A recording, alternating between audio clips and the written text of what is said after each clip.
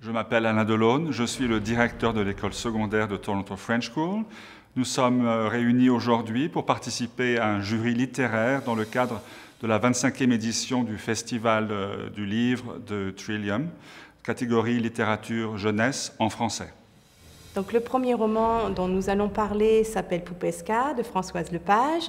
Vous savez qu'il s'agit d'une jeune fille qui est dans un lycée, dans une école secondaire, et au fur et à mesure de ses mésaventures, elle écrira aussi dans son journal intime.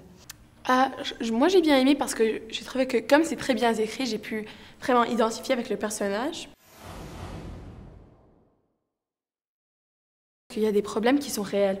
Puis nous, on n'en voit pas tous les jours, mais c'est qu'ils sont là. Et c'est vraiment le point de vue d'une personne qui passe à travers cela. Moi, je trouve que c'est un livre bien adapté pour les élèves de notre âge. Puisque c'est comme de la sensibilisation à la réalité qui se passe dans les cours d'école quand les professeurs n'écoutent pas ou voient pas la situation, quand les portes sont fermées ou comme qu'est-ce qui se passe à la personne qui se fait intimider. À la fin, je pensais que c'était très bon, comme Madame Lepage a créé une vraie poupée qui ressemblait à Poupesca. C'est sa façon à comme vivre avec le fait qu'elle n'a pas d'amis, elle n'est pas aimée, et elle imagine cette poupée pour être comme son amie, et elle confie ses secrets. Alors je trouvais que c'est une idée imaginative. C'était bien de mettre quelque chose parce que là on voyait que c'était pas juste l'imagination, mais oui, il y avait quelque chose de concret. Le deuxième livre, c'est La première guerre de Toronto de Daniel Marchildon.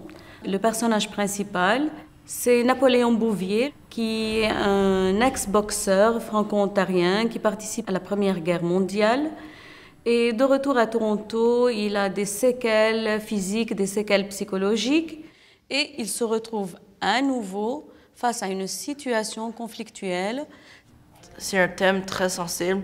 Premièrement, la guerre. Deuxièmement, le fait qu'il soit boxeur, c'est la persévérance qui l'a vraiment fait continuer et qui l'a vraiment fait évoluer à travers tous ces événements ravageurs. Oui, moi j'ai bien aimé que ça montre les ravages que peut faire la maladie et la guerre et que parfois tout ne se finit pas bien. Je suis d'accord avec Alex parce que j'aime le fait que le personnage principal est comme fort mentalement et physiquement, comme il sait qu'il ne doit pas juste se laisser faire et tout ça.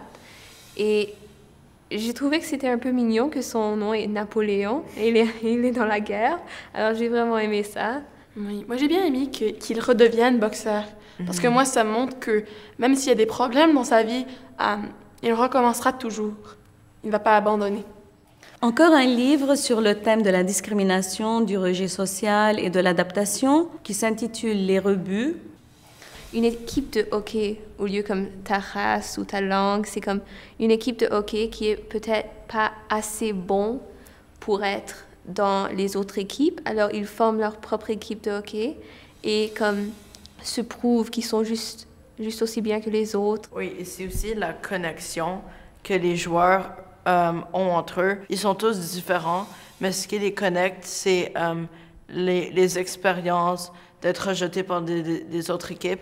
Et je trouve que cette connexion, c'est ce qui fait la fin très heureuse. Et j'aime comment tu te sens quand ils gagnent et comme ça te montre que maintenant ils sont vraiment devenus des amis et comme ils ont tous des petits noms comme Tifouin et Sab et Lala et c'est mignon je trouve comme. Ouais, mais j'ai bien aimé qu'il y a une fille parce que sinon pour moi ce serait une histoire de garçon qui joue au hockey. Mais là j'ai vraiment pu me voir dans la place de la fille parce que je sais que moi je fais pas toutes les équipes et je crois que ce serait bien si on aurait fait comme quelque chose comme ça. On tous pensait que c'était le livre qui devait gagner. Car quand on s'est réunis, on a dit mais ils sont tous vraiment bons, mais c'est celui-là qui m'a plu le plus. Oui, définitivement. Même si on commence le français à 50 ans ou si on commence le français à comme 8 ans, c'est très accessible et c'est très facile à comprendre. Et le thème, comme tu as dit, c'est un thème que tout le monde connaît. Et le fait de s'attacher, ça donne le goût de lire jusqu'à la fin. Les rebuts.